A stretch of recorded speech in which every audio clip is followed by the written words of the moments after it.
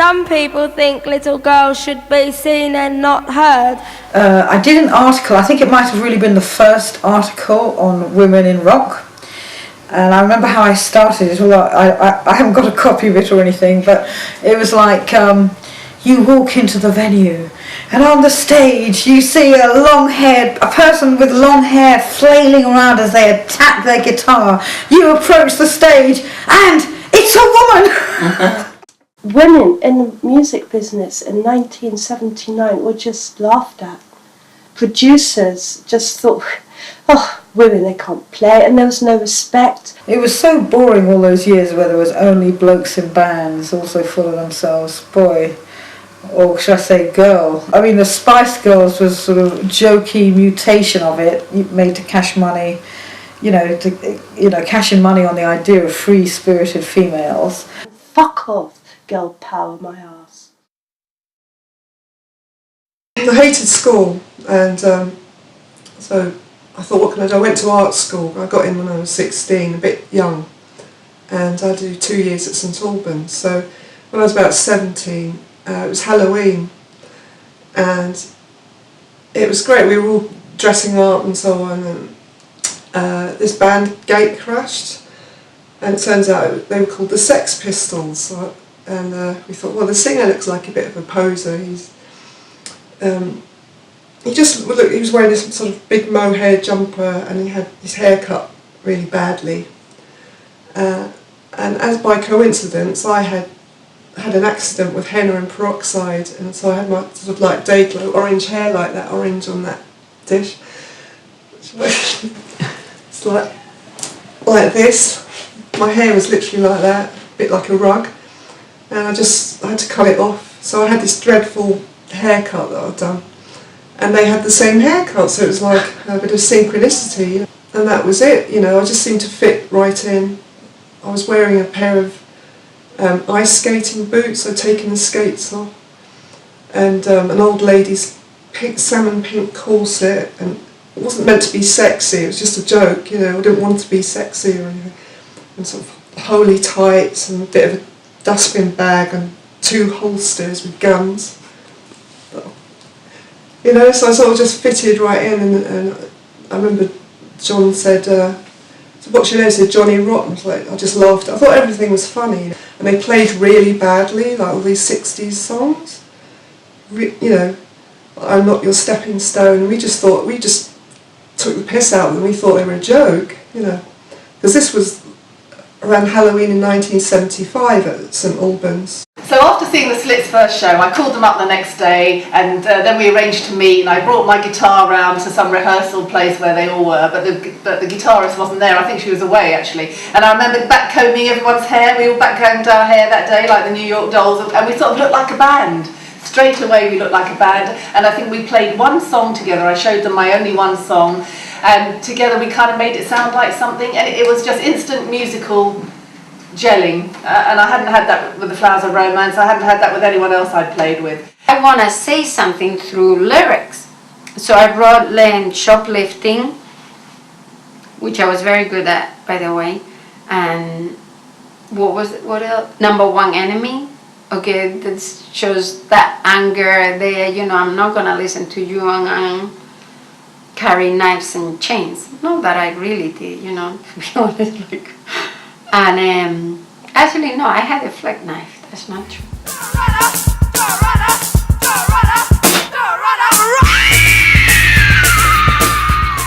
Fairy Tale in the Supermarket, which was the first song we released, that with In Love with the first one of mine, but that wasn't one of the first ones I wrote.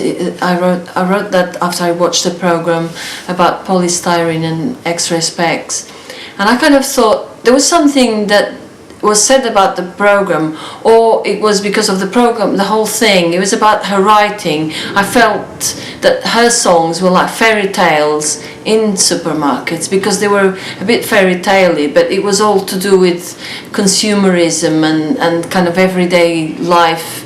And I just thought, oh, they're fairy tales in the supermarket, and I just wrote that song.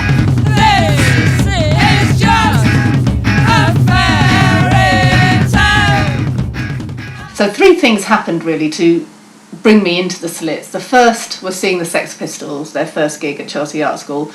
Actually, the second was hearing Horses by Patti Smith. I was waiting for the day that came into the record shops. In fact, when I got to HMV, who should be there that morning waiting for the Patti Smith record was Mick Jones. This is before we were going out. I think that probably sealed our relationship as well.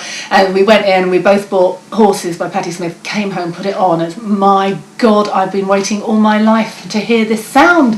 Why haven't I heard this before? Why haven't I done this? And then the third incident was seeing the Slits in Harlesden. I suppose we wanted to have lives that were different to our mothers, who were kind of housewives, and we didn't want to stay in Tooting for our whole lives and be secretaries. Visually, the stimulus was seeing polystyrene on top of the pops, because I looked and there was somebody who looked like lots of my friends singing things about what we all used to joke about, popper beads, Woolworths. You would hear that sound of female voices making a different kind of sound. It wasn't a there, you know, it wasn't a calming down sort of I'm available for you. It sounded much more like this is what we want to say. We're all girls, we're in a convent school, and my friend Maddie said, literally, I'm really bored, let's form a band.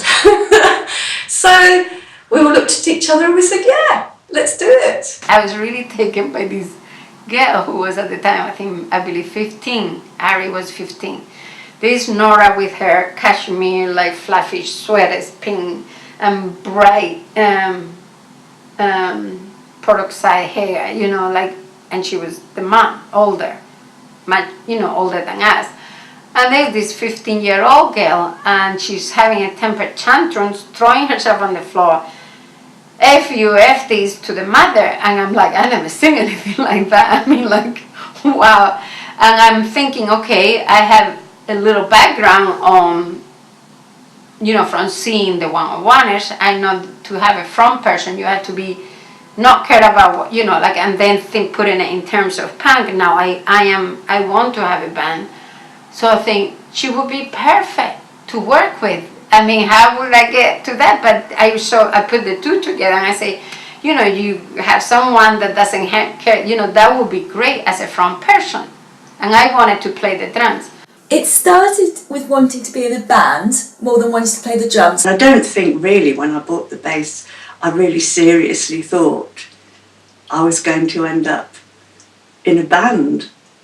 I started playing bass when I was still living in Devon and not much to do, and I wanted to learn something, and it was always the bass that I was most interested in. My mum bought me a record player, an old Danzak record player for my birthday, which just, she opened the floodgate, because she sort of did creative things with cardboard in those days. We made cardboard guitars, and we used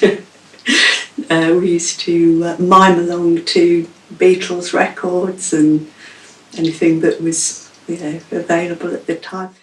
Oh, my dad, I managed to blag my parents into buying me an electric guitar, because I actually ended up joining this silly little group that used to go around all the social clubs and play cover versions. I was about 15, 16 at that time. Yeah, they were all a lot older than me, yeah, but they just wanted a girl in the band, you know. I had an old Bush record player and a few albums, and I had a Toots and the Maytals album. And on this Toots and the Maytals album was the track Funky Kingston, and in the middle of Funky Kingston, the bass goes up really, really to the highest possible place. And it's quite exposed, so you can hear this really high do-do-do, do-do-do-do, do-do-do-do-do. And I thought, oh, that's it. I'm going to learn to play that. And I was like, duh, duh, duh, duh. And I had no idea where these notes were. I mean, although I could sing it, couldn't work it out for ages. There aren't very many notes in that, and they're all actually really quite close together. It took me forever to work it out. But once I cracked it, I saw that there was this pattern. It was a visual pattern. I was down in Captain Sensible of the Damned. I was in his place in Croydon, in his parents' house, because he used to live with his parents. He was making a demo for Chrissy Hind in his back room, and the drums were on Suitcase, somebody playing Suitcase. And he got us on to do, we were doing screaming on the first demo of Precious, I remember. And Fred was there, who played in Johnny Moped Band. We went to his house and he had a toy bass. So he said, oh, you can have that if you want. I said, well, how do you play it? And he said, you just go like that. That's all you do. It's easy. So that was my first bass lesson. And I grabbed the bass and I had to get the 68 bus all the way back into London from Croydon. And I was with Captain, that's right, and we stopped off in Soho Market at the record stall, this bass, and this band in suits were giving out flyers. And it was the Jam, and they were playing at Ronnie Scott's. So, all right, yeah, we'll come along, you know. So we went down to Ronnie Scott's, and we thought it was a bit weird because they were wearing Union Jack badges and dressed in nice suits and things, and very retro, and they're sort of 60s music. Anyway, Bruce Foxton broke a bass string, so I ended up lending in my toy bass to finish the gig. And anyway, I went home and started practicing. So that was the story of my first bass guitar. It was probably about that big, and it's a reddy orange colour. I started first playing drums when I was still at school, about 15. This was pre-punk, just pre-punk, and at that time I was really into like 1950s music, rock and roll, like Little Richard, Elvis, that kind of thing. And I had a friend at school, this boy who had like a miniature drum kit. It was properly made, but it was like a children's one, I think. And he showed me like just how to do that and that was it. So I remember one time we were just walking down the road and we could hear a band rehearsing. I think we just knocked on the door and said, Can we play? I think we did a lot of saying, can we join it? Yeah, we went to see a band and we said, can we play too? We're a band, can we play your instruments? And then we got up and this guy went, get off my guitar. Oh God, I said, I can play drums, and they said, you can play drums. I didn't think I'd ever be in a band. And then when you asked me, I got very excited. Yeah.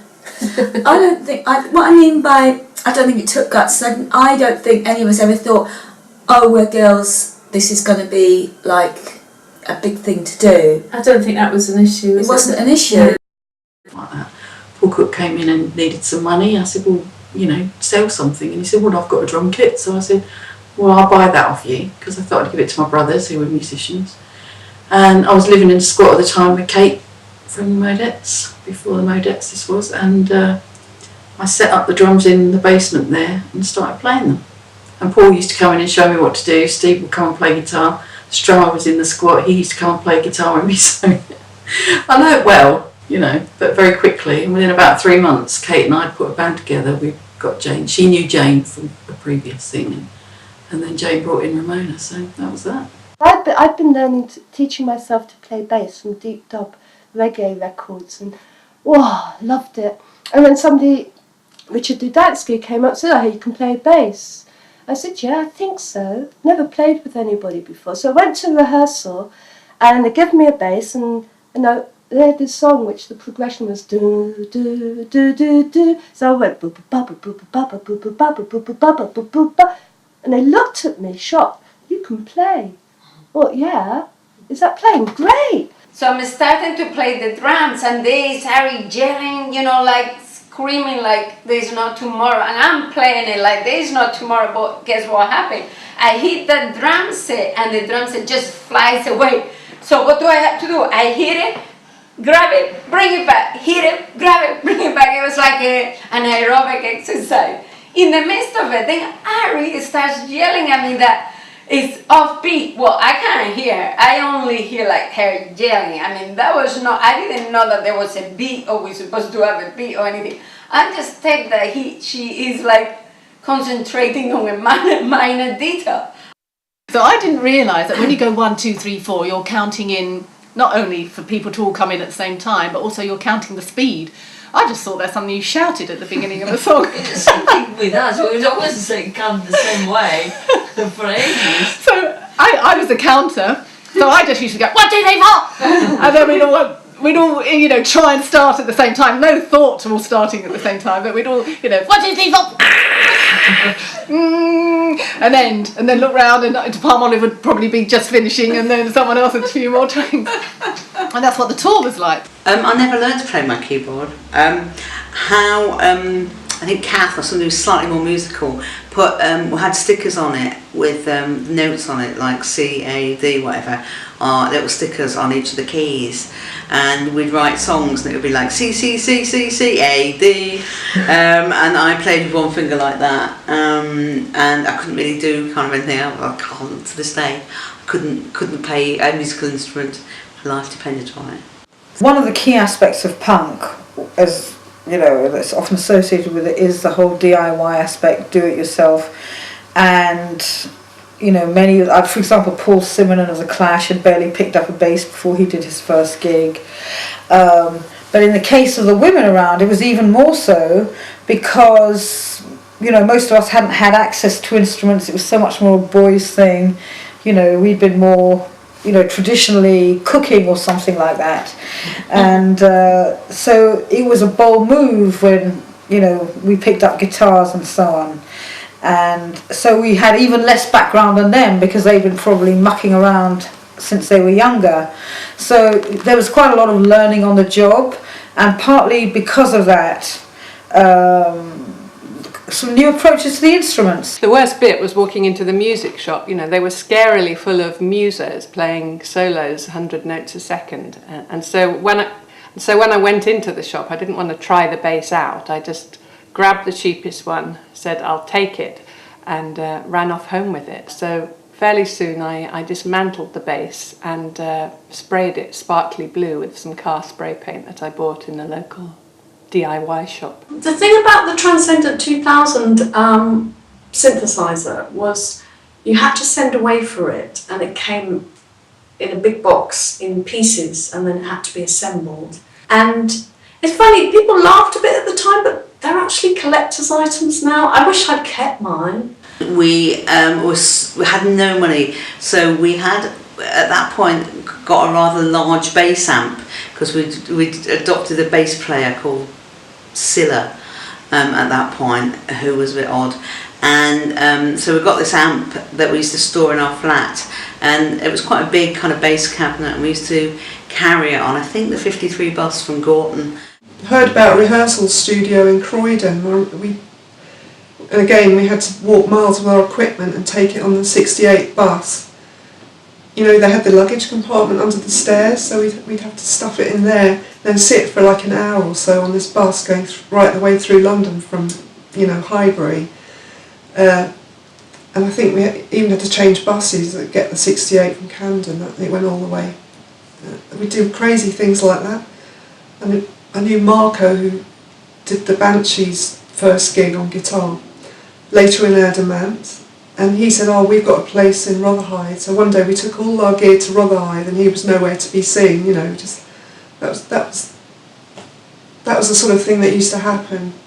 And we thought it was very exciting to go to a real rehearsal studio. But because nobody had any telephones, you didn't really know what was going on. You just had to rely on people turning up.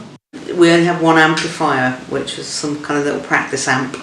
A WEM, kind of cheap WEM practice amp, and I think we both used to plug in the keyboards and her electric guitar through it. She had an electric guitar.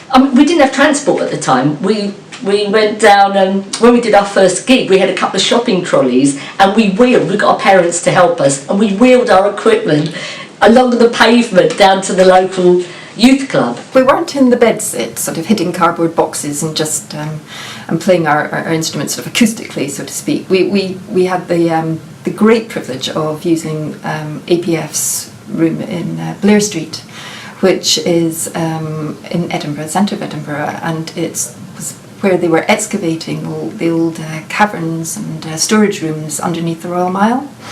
and it was really very basic, because I mean the place was just like streaming with water, and it was just cobbled together with bits of planks over holes, and then strung with sort of a sort of very electric cable that was everywhere, that you had to avoid with this sort of dull lighting. And each room had a sort of makeshift door with like big padlocks on them, and they were the practice rooms. I mean, they're very uneven ground and everything on them, and just all very earthy and wet. And it was a very unhealthy environment, really, because we're playing, with electricity, with our plugged-in instruments, and it was all a lot of water and puddles and things. But it was just an amazing place, because up on street level you couldn't hear anything, and then when you went in and down and started going down into the rooms below, there was this cacophony of sound of all the Edinburgh bands, and they weren't only punk ones, there was heavy metal ones, there was all sorts, all just coming in and out round the corners of this deep dark, really quite scary place. And I think that's something that will always remain with me, just the damp smell, the earthy smell, and also the part of history. I mean, it was just so ancient down there, and it was just all being discovered at that time. It was an old kitchen. It was strange because it had an oven and a toilet. The toilet was right next to the oven, and then we put all these mattresses around the walls, and of course the house was really kind of falling down. It was that house where, people would knock on the door saying, "I'm making a post-Holocaust film, can we shoot in your house?" So the house was really tumbled down, and there were, we made a hell of a racket, and there were people living really close all around. I'm absolutely amazed that we didn't get more objections, but we did, and we rehearsed for hours, and in fact we learnt to play by rehearsing together. We didn't really rehearse on our own. We didn't really learn on our own. We learnt together. So it was almost like we wove a kind of tapestry together.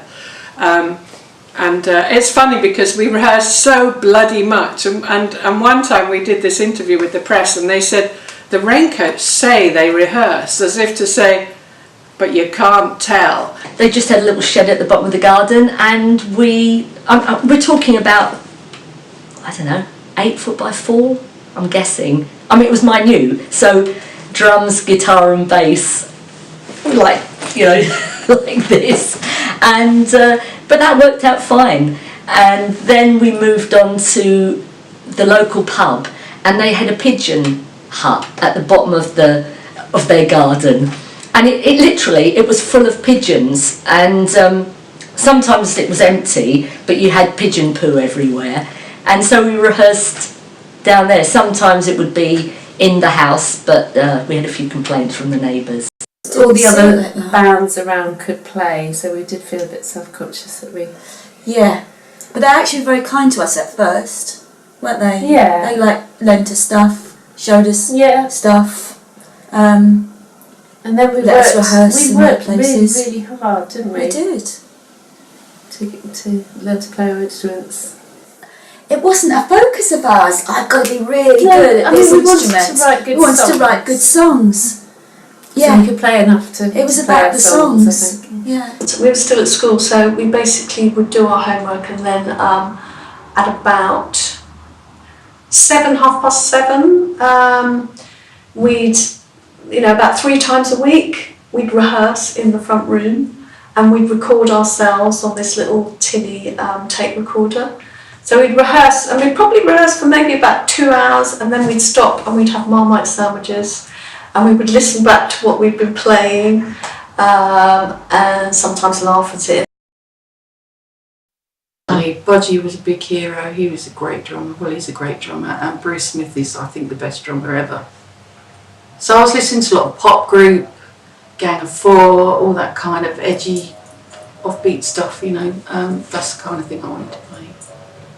The B-52s, and the great thing about the B-52s was they had a synthesizer and keyboards and mad keyboard sounds, and I'd listen to Planet Claire over and over and over again. I did have a big phase on Bob Marley, and I used to love playing it at home, but my parents' house was kind of quite cheaply built, and they used to complain because the bass would make my bedroom door vibrate in a really weird way. In fact, sometimes I even got feedback coming through because I had massive speakers and it was such a tiny room that right next to my record deck, so you would actually get feedback going between the two, and the cumulative effect of reggae and my stereo system in a tiny single bedroom just about drove my parents up the wall. One of my first influences was my mum, because she had a fantastic radiogram. Well, it was a big thing like this on legs with a really, mono bass, fantastic. And she had a great record collection, and she'd have big parties probably in the 1960s where they'd take all the furniture out in the garden, and just everyone's even the policemen would dance in and came round to complain. It was fantastic in those days. And I'd sleep on the sofa in the garden, but I'd hear all the musical. That was an adventure in a cardboard box. But I'd hear the bass, and I don't know. That was just such a great time. Yeah, my mum was a role model to me, and my dad actually. Funny enough, they were both musicians. We spent all our lives sitting in pubs and working men's clubs because my mum was a singer. She never made it pro. She wanted to, but women in those days, if you had a family and your husband was away working and stuff, you didn't get to do that. You didn't have that choice. You didn't get that support.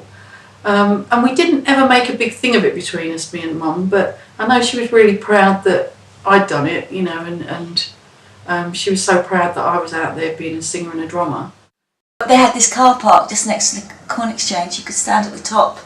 We saw quite a few bands that way. we went to hear the Undertones that way. We went to hear the Undertones and then got in as everyone else was coming out.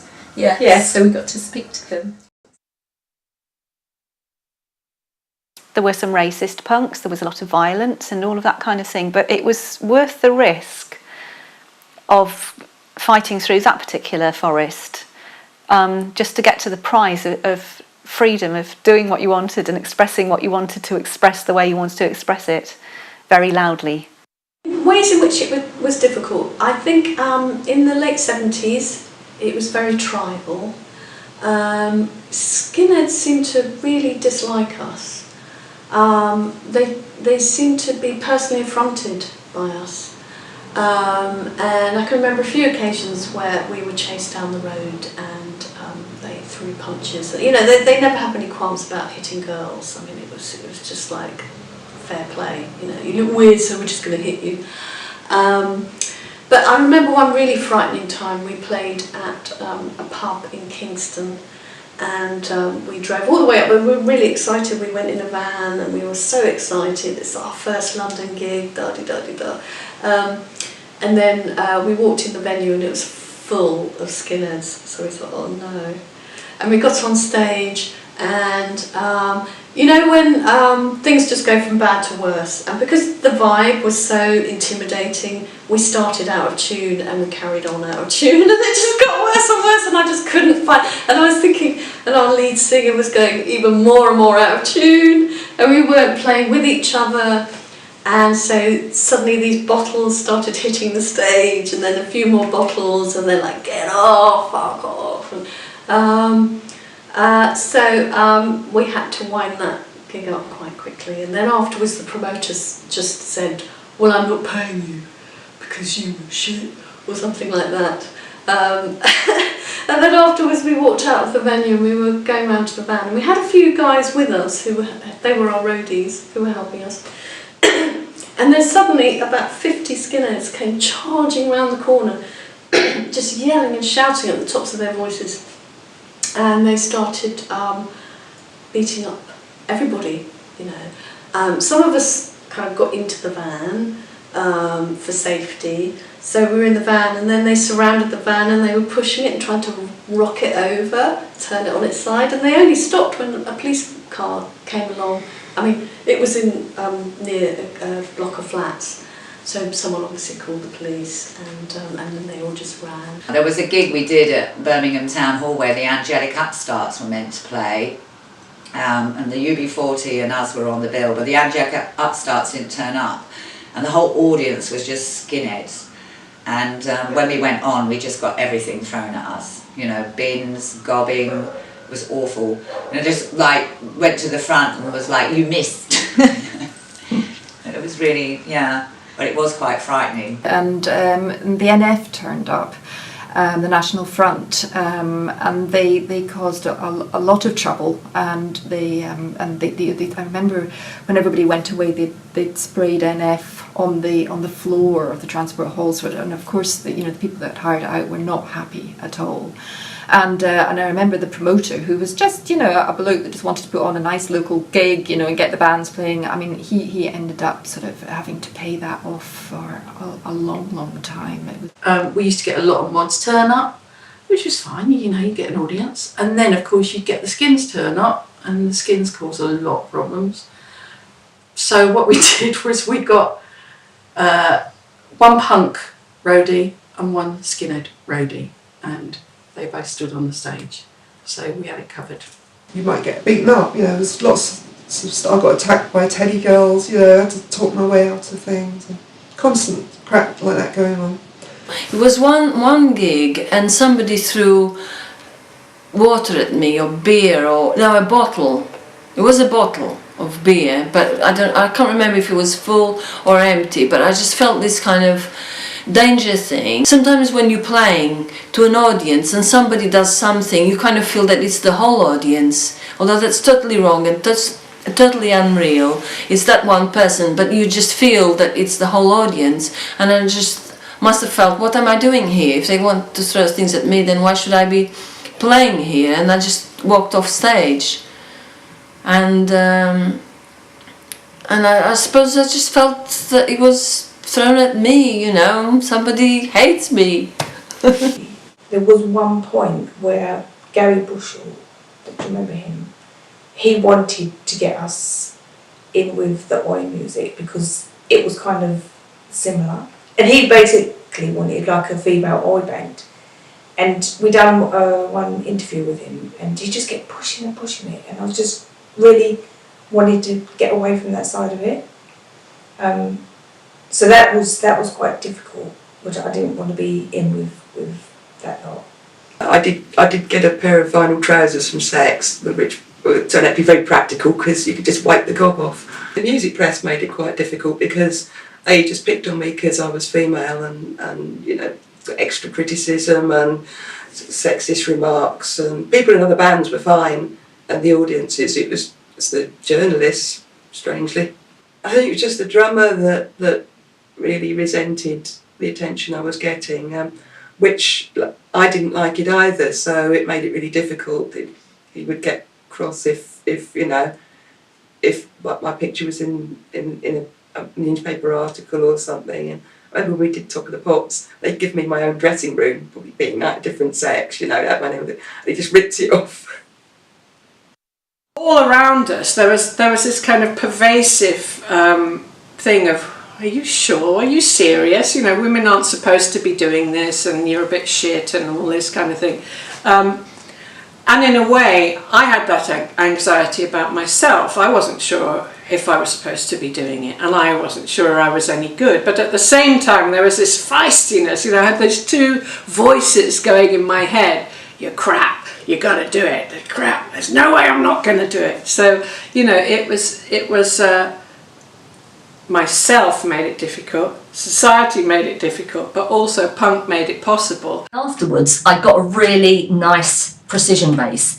And I remember there was a bass player in a band down at the youth club, and he said, well, what's that fat bitch doing with that beautiful guitar? And that was kind of the attitude. For me doing gigs, I used to get laughed at quite a lot by the sound crew, the roadies, the sound men, like, who does she think she is? But so that's for me, I was very determined. I was going to play really hard and fast and keep it together, better than a man, I was going to, like, beyond that. Did have the usual sort of get them off and shows your tits and all that sort of thing from time to time. That usually happened before we started performing, just when you were coming on, and then I think we just managed to blast them away with the sound. I was doing my O-levels at the beginning, and we got a gig at the Corn Exchange supporting the Fall, and random gig. Yeah. And my mum and dad wouldn't let me out because I was supposed to be revising. So I said, I'm going to go and do some revisions at friends and I'll be back very soon. So we were first on, luckily, played. There was somebody there who interviewed us for the NME. So we did this quick interview, which he said it was the weirdest thing he'd ever seen. And then I ran home and my mum and dad had actually found out from Hester's mum. Yeah. But I think that was the only time I got into trouble. Then we signed to London Records. Oh, I hated it. We all hated it. It was horrible. You know, they just wanted the next Bananarama basically. So we were always up against that image thing and how to sound, and they'd, you know, we'd go in and record something and we had that kind of edgy sound we wanted to keep hold of, but secretly they'd get another guitarist in and put another backing track on, and all that kind of stuff went on. And you know, on the face of it, they were really supportive at first, and you always came to the gigs and like, you know, oh yeah, you know, take you out to dinner. But it was a load of shit. You know? Dennis Bovell had produced Cut, the Slits album. Fantastic. We went in the studio with him, and London Records had us covering one of their numbers. All the music that we had, oh no, do a cover because they'd get the money for it. You know, businessmen. And Dennis Bovell did this incredible mix. He worked with us, he played with us. You know, I remember dropping in bass lines and it was fabulous. And then we did the dub cut. And he did so many, he kept doing it. And I kept saying, it's not good enough. Because I knew my dub. And I said, you can do better. And he did. And we had this single which was wonderful. And London Records said, it's not commercial enough. We had the first record label we were with. Good Hit Records. Well, it was Chrysalis first. Good Hit Records. Chrysalis. In Cambridge. Good Hit. Do you remember Martin's? Good Hit Records. When we did our first demo, they signed us. Did they? Yeah. We never put a record out, right. But we signed contracts. I remember being in your kitchen, and you were too young to sign the contract, so your mum and dad had to sign it for you. Oh, yeah. We'd only been together, seriously as a band, a couple of weeks, and we knew fast product. Simon Best was part of the team, and he said he would make a demo for us because we wanted to send John Peel a demo. And so the way we did it in the drummer's living room of our house, of her parents, and Simon set up this tiny little mini studio, and he disappeared sort of wires all the way up the stairs, and I think he was sitting in Teen's parents' bathroom while we were in the living room, sort of trying to perform our songs in front of her mum and dad sitting in armchairs having a cup of tea with their little white terrier on their knees, you know, sort of smiling at us sweetly. And here we are singing, you know, this stimulation song and rape victim, and with quite a few sort of fucks and all sorts of cunts and whatever. And so took the tape about, took it down to Jeff Travis at Rough Trade, and I think Anne went to see John Peel and he wasn't in that day. So that was the end of that story. We went to make the single, and it was an incredibly exciting time making the single. It fills me with butterflies just thinking about it, and so it was really profound to be listened to. And I think, you know, probably as a young woman I wasn't really expecting to be listened to, and suddenly I found that actually there were people who were interested in what we as a group had to say and what we thought and what we felt, and that was amazing. You know, what a fantastic enclave for us Rough Trade really was. It did provide a kind of shelter for us. You thought, finally, people are going to listen to what we think. Do you know what Kath felt? I felt angry. I was furious, and my anger was very kind of unfocused. I didn't really know what I was angry about. I was just furious about everything. And the audience response was kind of not that interesting to me. I wasn't that interested by it. I just loved the idea of just doing it and making a racket, you know, and putting our thoughts across expressing ourselves and fuck you, you know, we'll do it anyway. I think that punk and the movements that punk engendered, like Rock Against Racism, Rock Against Sexism, provided us with a perfect platform to express all that anger, because there was an awful lot to be angry about, and the right medium to say it in the way we did. You know, I wonder what they'd think to know, what people nowadays would think to know that there were all these bands that they wouldn't necessarily have heard of, because, you know, it was kind of a niche sort of thing, a lot of us. Yeah. For a lot of us. I mean, there were a few on Top of the Pops, but hardly many.